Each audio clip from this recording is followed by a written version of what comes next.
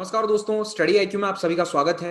मेरा नाम है डॉक्टर महिपाल राठौड़ और आज स्टडी आईक्यू प्लेटफॉर्म पर हम आपसे मुलाकात करवाने के लिए लाए हैं आईपीएस ऑफिसर श्री अतुल बंसल को। अतुल जी 2018 बैच के आईपीएस ऑफिसर हैं और इनकी जर्नी के बारे में हम इनसे आज बातचीत करेंगे। तो अतुल जी, सबसे पहले स्वागत है आपका स्टडी आईक्यू चैनल पर। Thank you sir. तो अतुल जी, आप अपने बारे में हमें बताइए कि आप कहाँ से बिलोंग करते हैं, क्या बैकग्राउंड है आपका और थोड़ा सा बेसिक एजुकेशन आपने कहाँ से करी, इसके बारे में बताइए। So I belong to Shri Ganganagar district in Rajasthan, and my schooling has been from Shri Ganganagar only. After that, I did my graduation in mechanical engineering from IIT Roorkee.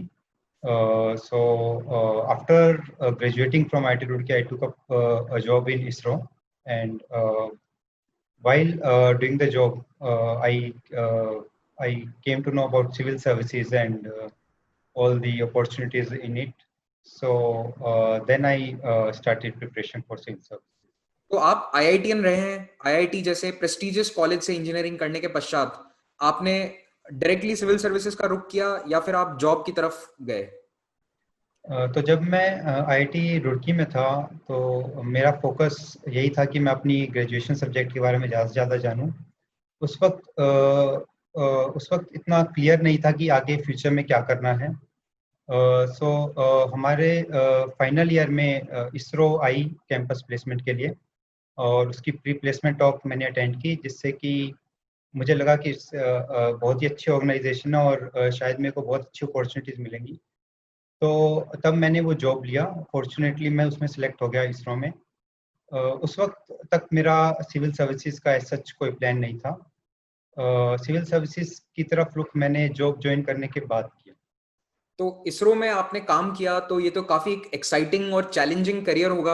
आप शायद उन प्रोजेक्ट्स पे काम करते होंगे जिनके बारे में हम न्यूज़ पे सुनते हैं।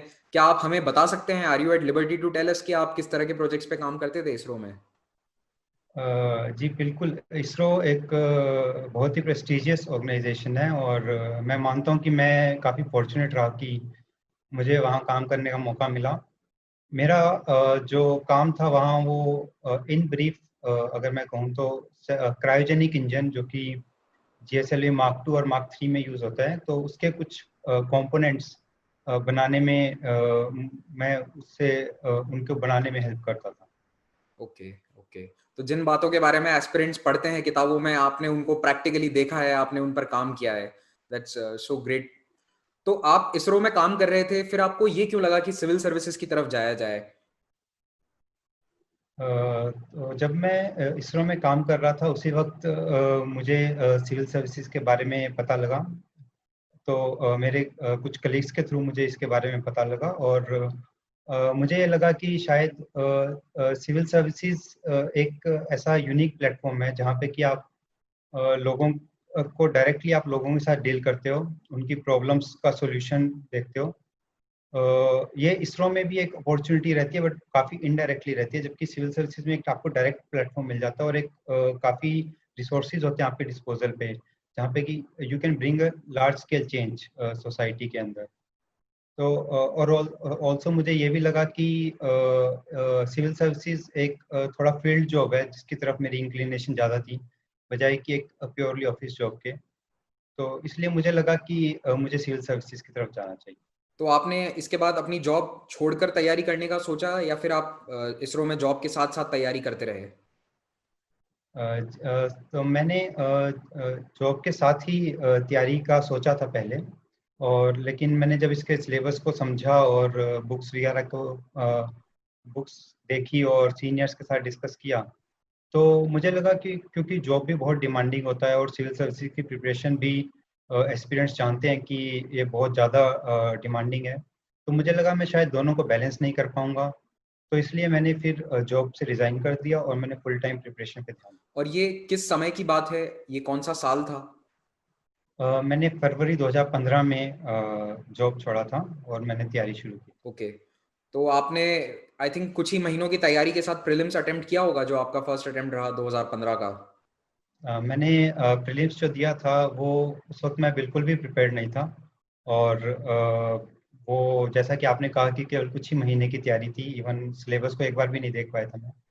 और कहीं ना कहीं मैं ये भी मानता हूँ और मैं सभी एस्पिरेंट्स को भी ये कहना चाहूँगा कि ये इस तरह की गलती ना करें कि आप अपना फर्स्ट अटेम्प्ट को, क्योंकि जनरली दिमाग में ये होता है कि 6 अटेम्प्ट्स हैं, काफ़ी अटेम्प्ट्स हैं तो हम एक अटेम्प्ट दे के देख लेते हैं, बट जनरली क्या होता है कि जब आपका एक अटेम्प्ट में नहीं होता आपका कॉन्फिडेंस गिर जाता है।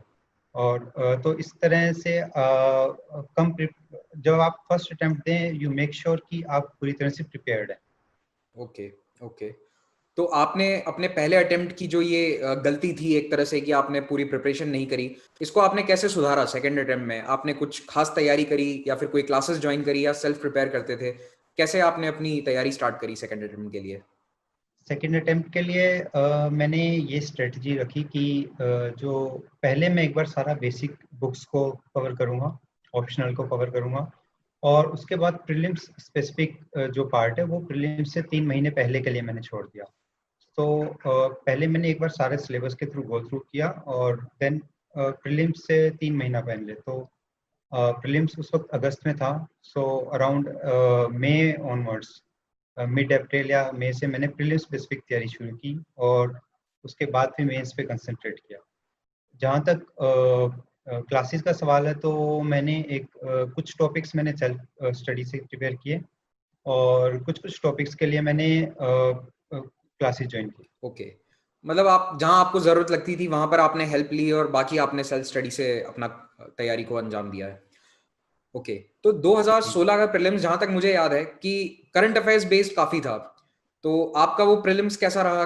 क्योंकि कई जो टॉपर्स हैं जो अभी के, वो सभी उनका यही एक्सपीरियंस रहा है कि 2016 वाला प्रीलिम्स थोड़ा हटकर था लीग से। तो आपका वो प्रीलिम्स कैसा गया था?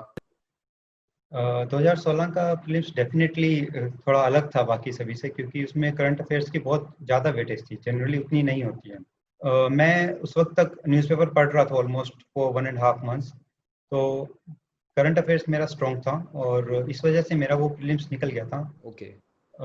लेकिन प्रीलिम्स जो है अभी, अगर आप 2016 ऑनवर्ड्स ही देखें तो हर साल एक तरह से आउट ऑफ लीग ही आ रहा है। कभी करंट अफेयर्स की बहुत ज़्यादा वेटेज होती है, कभी पॉलिटी की वेटेज ज़्यादा होती है, कभी साइंस टेक की ज़्यादा हो जाती है। तो प्रीलिम्स कुछ हद तक अनप्रिडिक्टेबल बन गया है और एक एस्पिरेंट के पॉइंट ऑफ व्यू से यही है कि हम हर पार्ट पे ध्यान दें, क्योंकि हमें नहीं पता कि कौन से सिलेबस के कौन से पार्ट से 15-20 क्वेश्चन आ जाएंगे उस साल।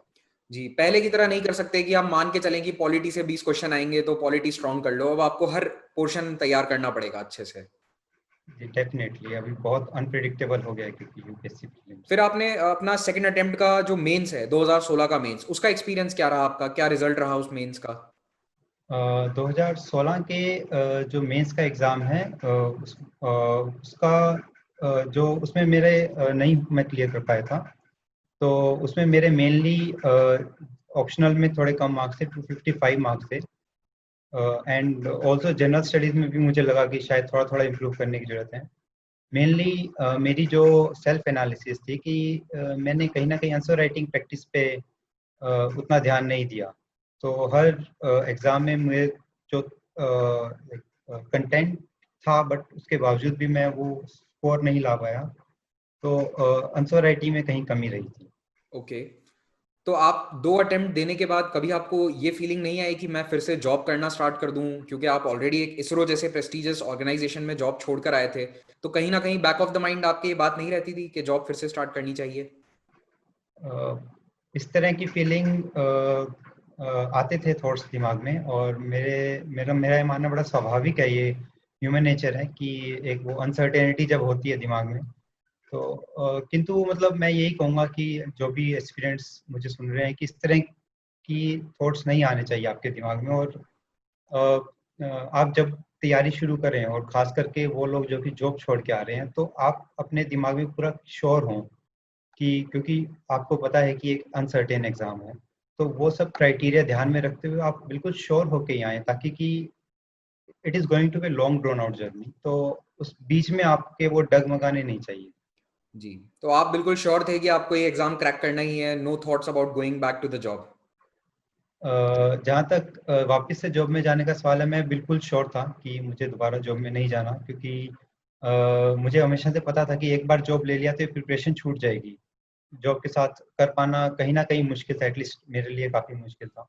और साथ ही 2016 का एग्ज़ाम लिख के मुझे कॉन्फिडेंस भी था कि अगर मैं अपने वीक एरियाज़ पे वर्क ऑन करूँ, मैं कर सकता हूँ। एटलीस्ट मेरे अंदर ये कॉन्फिडेंस आ गया था। तो इसलिए मैंने फिर अपनी प्रिपरेशन पे ही ध्यान दिया। ओके। तो फिर आपका जो थर्ड अटेम्प्ट था 2017 का, उसमें आपने कुछ चेंजेस किए अपनी प्रिपरेशन में, स्पेशली रिगार्डिंग मेंस? आपने कोई नई स्ट्रैटेजी अपनाई? उस बारे में हमें बताइए। 2017 में मैंने मोर और लेस, जहाँ तक पढ़ाई करने की बात है, तो स्टडी पॉइंट ऑफ व्यू से तो मैंने मोर और लेस सेम ही स्ट्रेटजी रखी। हालांकि मैंने थोड़ा सा आंसर राइटिंग पे ज़्यादा फोकस किया था, जहाँ की मुझे लग रहा था कि इम्प्रूवमेंट का स्कोप है।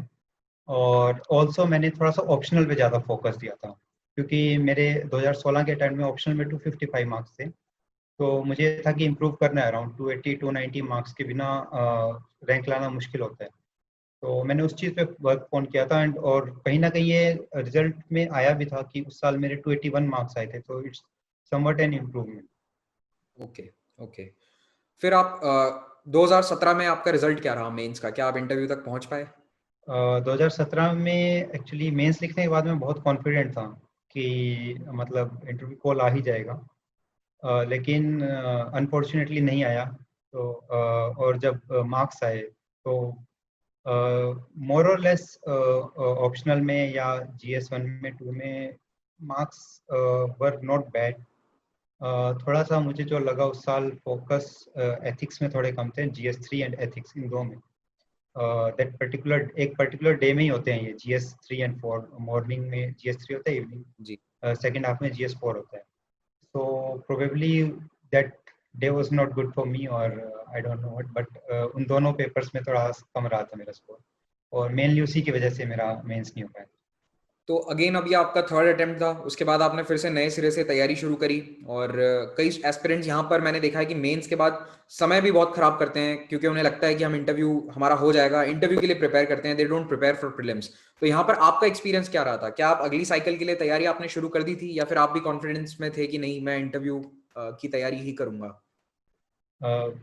जैसा मैंने पहले कहा कि यूपीएससी बहुत ही एक अनसर्टेन प्रोसेस है। जी। और सबसे बड़ी अनसर्टेनिटी यहाँ होती है कि आपका रिजल्ट नहीं आता है। तो जैसे मेंस के रिजल्ट के बाद अराउंड 2-2.5 मंथ्स होता है, जबकि इंटरव्यू की कॉल्स आती हैं। जहाँ तक मेरी बात है, मैं काफ़ी कॉन्फिडेंट था कि I will be able to get the interview call.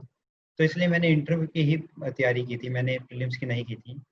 But मैं बाकी एस्पिरेंट्स को यही कहूँगा कि इंटरव्यू की तैयारी बहुत ज़्यादा स्पेसिफिक नहीं करनी होती, और अच्छा सा खासा टाइम रहता है। तो कहीं न कहीं एज़ अ बैकअप आप नेक्स्ट प्रीलिम्स के लिए भी पढ़ते रहिए, क्योंकि ये सब्सटेंशियल टाइम होता है, तो इसको वेस्ट नहीं करना चाहिए। Okay, okay.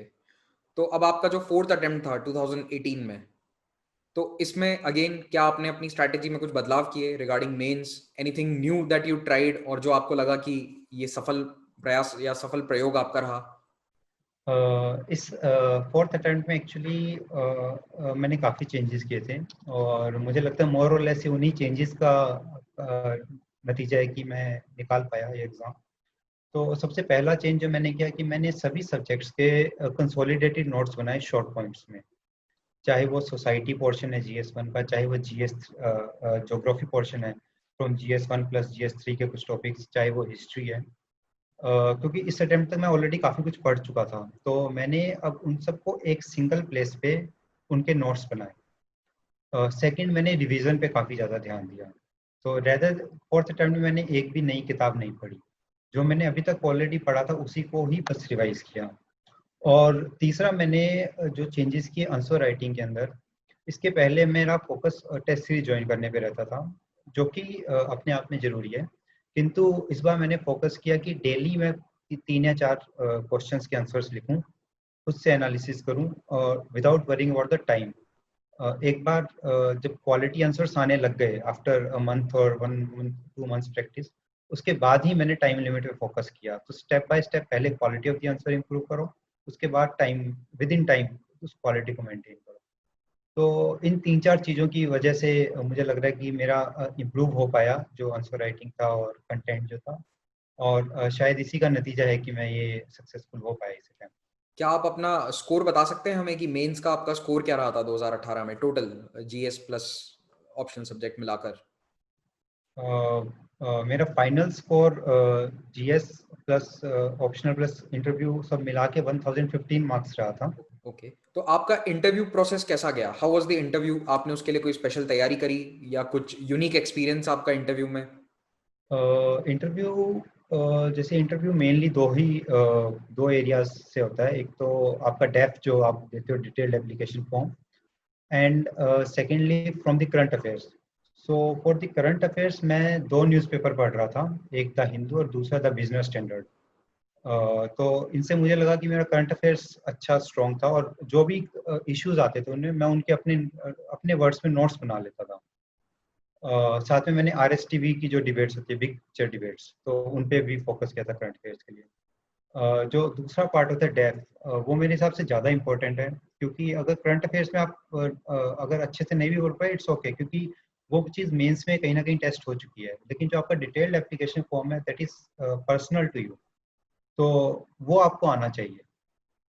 तो डेफ के ऊपर मैंने अच्छे से एक एक वर्ड जो डेफ में आता है, जहाँ से सवाल बन सकते हैं, चाहे वो आपका कॉलेज है, आपका ग्रेजुएशन सब्जेक्ट है, आपका जॉब है, आपका होम टाउन है, आपका फादर का प्रोफेशन है, तो उन सब के ऊपर मैंने कुछ ब्रीफ में नोट्स बनाए। और उसके अलावा भी मैंने एक प्रैक्टिस की, मिरर के आगे खड़े होकर प्रैक्टिस की, कुछ मॉक इंटरव्यूज भी दिए। तो इस सबसे ओवरऑल एक मतलब अच्छी तैयारी हो गई। ओके, तो आपने इंटरव्यू में फाइनली सफलता हासिल करी और ये आपका 4th अटेम्प्ट था। तो इस पूरी जर्नी से अगर आप अपना कोई एक की टेक अवे बताना चाहें तो वो क्या रहेगा एस्पिरेंट्स के लिए, भविष्य के एस्पिरेंट्स के लिए? इस जहाँ जहाँ तक यूपीएससी प्रिपरेशन शुरू होने की बात है, तो मैं ये कहूँगा कि आप जब आप यूपीएससी प्रिपरेशन शुरू करें तो आप बिल्कुल श्योर हों अपने दिमाग में, no ifs and buts about this, and ये मान के चलें कि ये एक लॉन्ग ड्रोन आउट प्रोसेस होती है। It's a process, it's a journey UPSC जो है। और दूसरा, जहाँ तक प्रिपरेशन की बात है, तो उसको वन लाइन में मैं ये कहूँगा कि you read less but you revise more and you write more. तो आप आंसर राइटिंग प्रैक्टिस पे ज़्यादा ध्यान दें, रिवीजन पे ज़्यादा ध्यान दें, अपने हर चीज़ के अपने नोट्स बनाएं अपने वर्ड्स में, और बुक लिस्ट को थोड़ा सा कंसाइज रखें। Don't read too many books, क्योंकि ऑलरेडी सिलेबस बहुत ज़्यादा है, और ऊपर से एक एक टॉपिक पे अगर कई कई बुक्स पढ़ने लग जाओ तो वो मतलब वो कवर करना ही मुश्किल हो जाता है।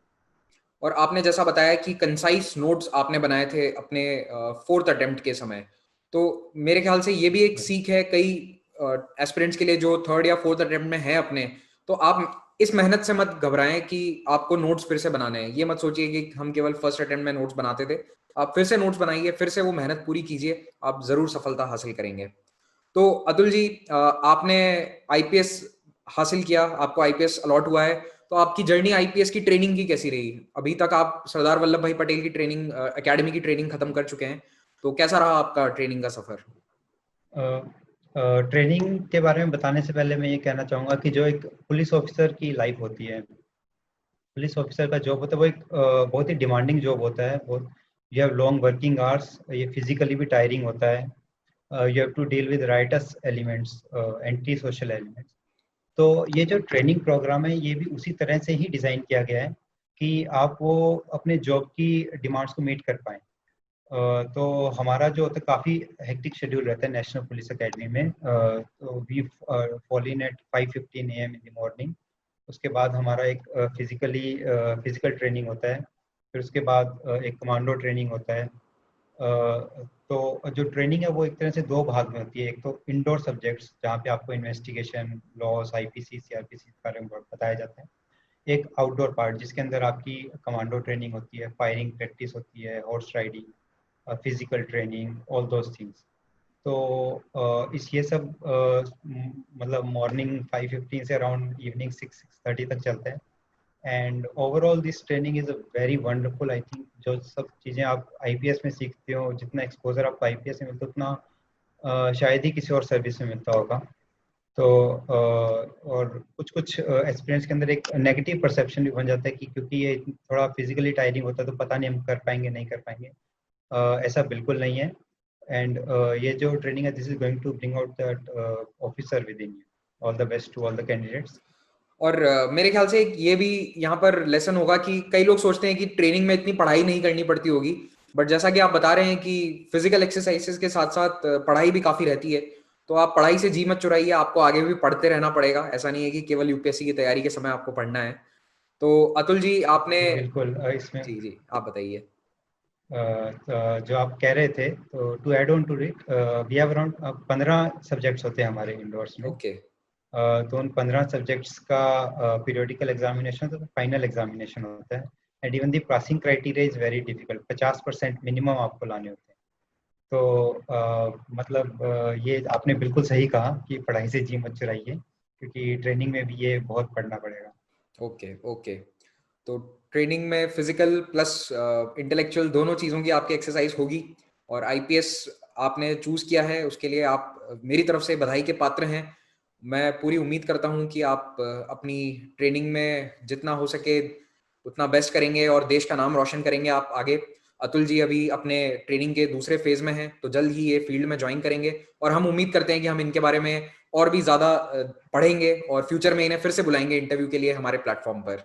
तो थैंक यू अतुल जी, आपने समय निकाला हमारे लिए, थैंक यू उसके लिए बहुत बहुत धन्यवाद। Thank you.